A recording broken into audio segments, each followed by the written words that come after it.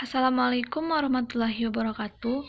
Perkenalkan, nama saya Adinda Mutia, NIM 1102001062 dari Prodi D3 Rekam Medis dan Informasi Kesehatan, Lokal 1B, dari Stikes Dharma Lanbau Padang. Baiklah, dalam video kali ini saya akan membahas salah satu materi mengenai sensus harian pasien. Nah, di sini kita akan membahas tentang pengertian, cara memperoleh, yang ketiga macam-macam, dan yang keempat istilah. Nah, sekarang kita masuk pada pembahasan yang pertama, yaitu pengertian sensus harian. Sensus harian adalah pengumpulan data yang harus dilaksanakan 24 jam setiap harinya. Pengumpulan data ini menjadi dasar pelaksanaan pembuatan dari laporan di suatu rumah sakit. Sensus dapat dilaksanakan jam berapapun asalkan jam sensus dipilih tersebut harus tetap atau konsisten dan seragam di semua unit yang melakukan sensus tersebut. Nah, yang kedua yaitu cara pengumpulan sensus harian. Dapat dilaksanakan dengan dua cara. Yang pertama, sistem manual. Maksudnya di sini yaitu sensus harian yang dilakukan oleh orang RMIK secara manual dengan mengisi formulir yang disediakan. Biasanya, kegiatan RMIK menerima form tersebut pada pukul 8 pagi dari masing-masing unit pelayanan yang ada.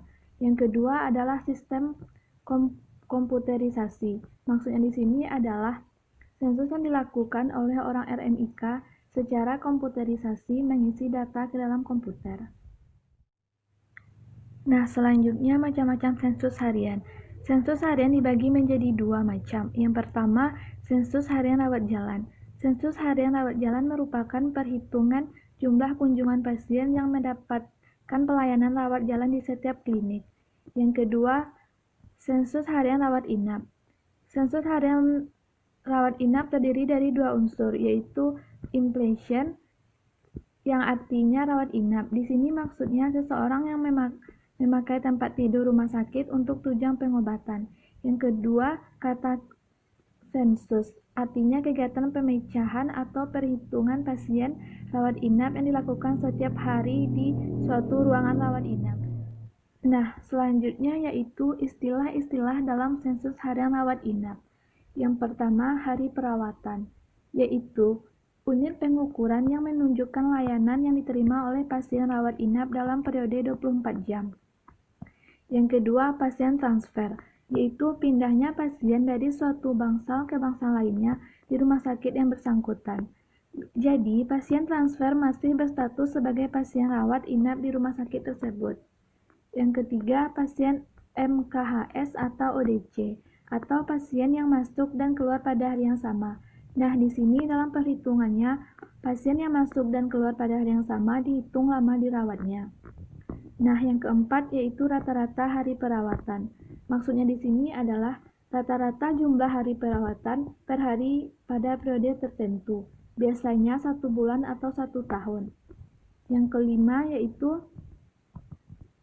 rekapitulasi sensus harian rawat inap. Adalah formulir perantara untuk menghitung dan merekap pasien rawat inap setiap hari yang diterima dari masing-masing ruang rawat inap.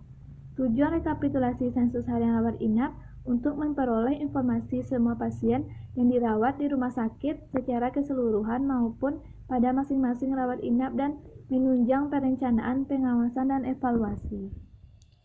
Nah, itulah sedikit pembahasan saya tentang materi sensus harian pasien. Saya ucapkan terima kasih. Assalamualaikum warahmatullahi wabarakatuh.